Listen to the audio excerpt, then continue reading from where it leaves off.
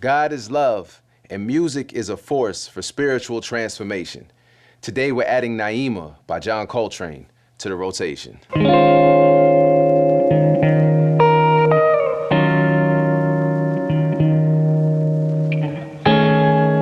Welcome to Soular Rock Radio, where freedom is a frequency. Now, you can't talk about the infinite river of black genius without talking about John Coltrane. To call him a jazz musician is to both diminish and exalt his offering at the same time. I mean, on the one hand, he was so much more. On the other, he was exactly that. So much of his life's work was about balancing and resolving tension and dissonance, the spiritual and the material, the sacred and the profane. But we'll get to that in a bit. For me, John Coltrane was always overwhelming, so much just beyond the brink of comprehension. And then I heard Naima.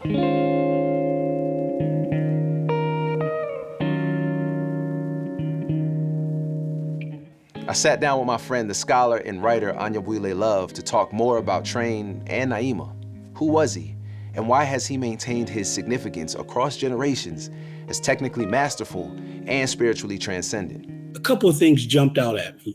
The discipline he had with his horn. Once he realized what his gift from the creator was, not that he was just naturally talented, but like the creator gave me this gift and it's up to me to master this gift, he saw that as an instrument, no pun intended, to do good, and so when he talks about, he wants to get to the point where sonically his music can heal the sick. If a person doesn't have money, he can play a certain tune. He understood like these vibrations, and I think he was working through all of these things.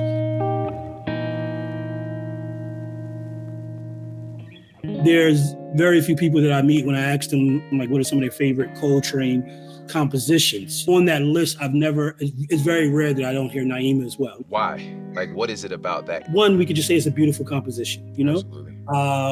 Two, if you come to understand who it was for, maybe there's this kind of projection of like, what does it take to love someone to compose such a beautiful song, especially without words? When we're talking about just notes, it's different even from what we hear on Giant Steps. But who was Naima, or Juanita Naima Grubbs?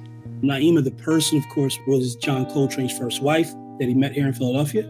I always give her credit for who he became in terms of how he saw the world philosophically, how he saw the world spiritually, creating that space for him to move in a direction that he always felt as though maybe he needed to go towards, In The Love Supreme, when he's writing those kind of notes to the listener, dear listener, in the year of 1957, I experienced by the grace of God a spiritual awakening which was to lead me to a richer, fuller, more productive life. At that time, in gratitude, I humbly asked to be given the means and privilege to make others happy through music. I feel this has been granted through his grace. And he's talking about that experience here in Philadelphia while he's married to Naima, living in a home with his mother, Naima, and his cousin Mary. When he comes out of that, everything at that point, man, is moving towards understanding the grace that God gave him and his function and purpose for while he's here. Naima was released on Giant Steps in 1959, which is to say he had already had his spiritual awakening. He was aware of a larger purpose, although this awareness perhaps was not as fully matured as it would be by 1965's A Love Supreme. Still, he had a direction. This brings us back to the tension. For John Coltrane, God is love. Let's lean into what Anyabwile is telling us. Naima as a composition, as a song, is a love song, but a love that transcends romance in search and service of the divine. And if he's on this journey of awakening, what does his use of tension tell us about that journey? Now, I'm gonna try not to get too far in the weeds, but I need you to walk with me on this one. The song opens with this beautiful chord.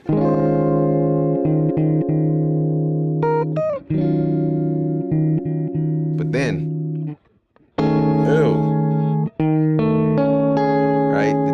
nastiness, the tension comes from two places. This tritone here, it sounds like an ambulance, and then this diminished second. It walks down, that same interval is there, and then release. But there's something else at play which I think is really important, and that's the pedal tone. In this case, it's E flat. So listen, every chord I play, that note is gonna be there, so.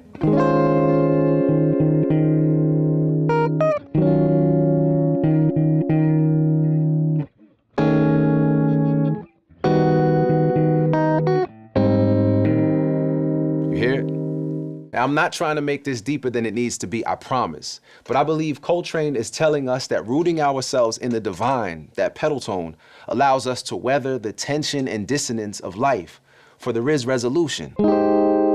This is the balance that Soular Rock strikes. Soular Rock is what it is because of the character that you have and the accountability that you have towards yourself, your family, but also the larger Black community globally. Beyond just the music, but music is kind of like the entryway, you know? Music was one of the aspects of how we get closer to the Creator, how we bring folk in, how we work towards liberation, how we free our folk. Yo, I want to thank Dr. Anyabwile Love for sitting down with me. But before I let him go, I had to ask him about his film and play.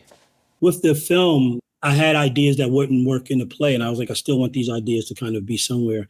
And so for Speaking Train, and even for the play, Dear Listener, it was how do we show the interior of this human being? Both are reflections of what my dissertation was trying to do. Look at Black musicians through the lens of the Congo cosmology. Like, what is the totality of a human being? My brother-in-law and I have been going over this song for years. He's been gracious enough to hold my hand through it. Hey, what's up, my brother Amari? This is Simone. You know, I love this song, like when I was kind of growing up and listening to Dad's Coltrane records, and so the reemergence of this song in my life is just kind of blessing me. It's kind of taking me to some nice places, you know, kind of takes me back in a time machine also. All right, so look.